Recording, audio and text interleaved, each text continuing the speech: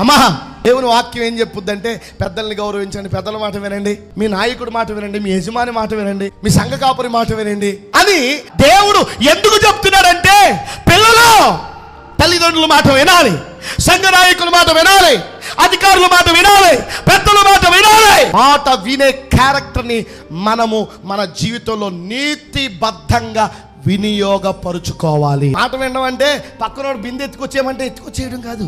అయ్యగారు మీరే చెప్పారు కదండి, మాట వినమన్నారు కదా, మా వాడు చెప్పాడు అది ఎత్తుకొచ్చేయమన్నాడు అందుకని అట్టుకొచ్చేసానండి.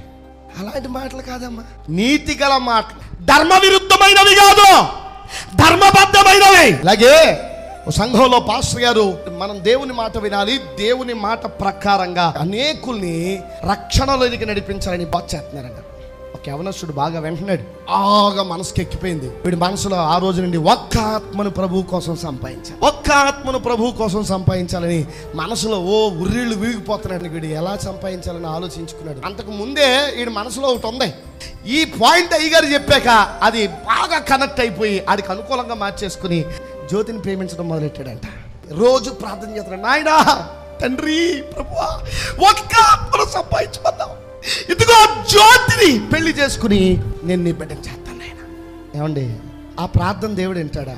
జ్యోతిని మార్చాలంటే నువ్వు ప్రేమించి పెళ్లి చేసుకుని మార్చుకుంటావా? నీ కళ్ళలోని కామవాంఛ దేనికి ముడెట్టేశాడు? ఆత్మీయతకు ముడెట్టేసి ప్రార్థన చేస్తున్నాడు.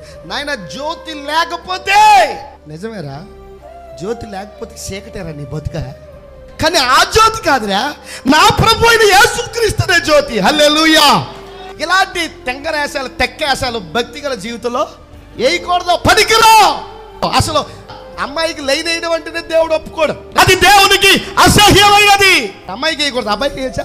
అబ్బాయికి వేయకూడదు.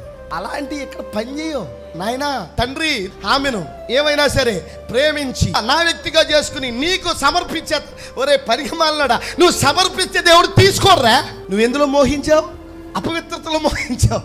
అపవిత్రమైన చండాలం అంతా చేసి నేను తీసుకొచ్చి నీ మందిరంలో నిలబెడతా అంటే దేవుడు అసహించుకుంటాడు. అటువంటి దౌర్భాగ్యమైనటువంటి చర్యలు దేవుని పిల్లలు చెయ్యకూడదు.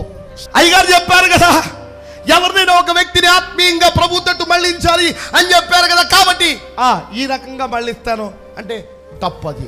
దేవుని కొరకు నువ్వు చేసేటటువంటి పని ఏదైతే ఉందో, కార్యక్రమం ఏదైతే ఉందో, ఆ దేవుని ఒక వ్యక్తిని నీతి మార్గంలోనికి నడిపించేటటువంటి పద్ధతి ఏదైతే ఉందో అందులో అపవిత్రత ఉండకూడదు.